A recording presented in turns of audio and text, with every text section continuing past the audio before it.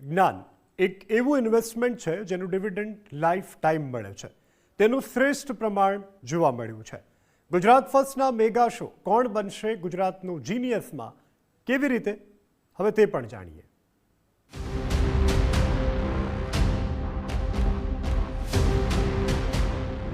બુદ્ધિ કૌશલ્યનું મળ્યું પ્રમાણ, પરિવારમાં ખુશી અપાર.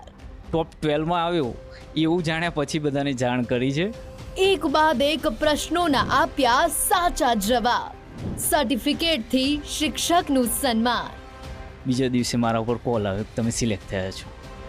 ગુજરાત ફર્સ્ટ દ્વારા આયોજિત કોણ બનશે ગુજરાતનું જીનિયસ આ મેગા શોના પ્રથમ રાઉન્ડ ડિજિટલ દંગલમાં ગાંધીનગરના શિક્ષક નિકુંજભાઈ સુથારનું પણ સિલેક્શન થયું છે. તેમનું કહેવું છે કે ગુજરાત ફર્સ્ટનું આ પ્રયાસ આવકારવાદાયક છે. નિત્યક્રમે પેપરનું વાંચન અને સમાચારોનું શ્રવણ કરવાનો લાભ તેમને આ સ્પર્ધામાં મળ્યો.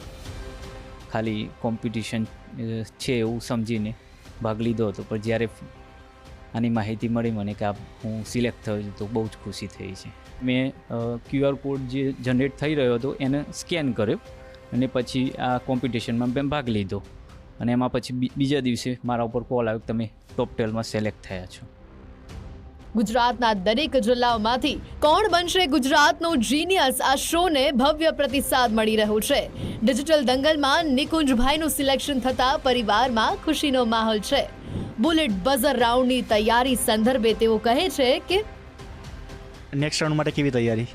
બસ હવેથી હું ચોક્કસ આના ઉપર થોડુંક ફોકસ કરીશ, કારણ કે કોમ્પિટિશન થોડી ટફ થવાની છે, એટલે ચોક્કસ હું વધારે થોડી મહેનત કરીશ.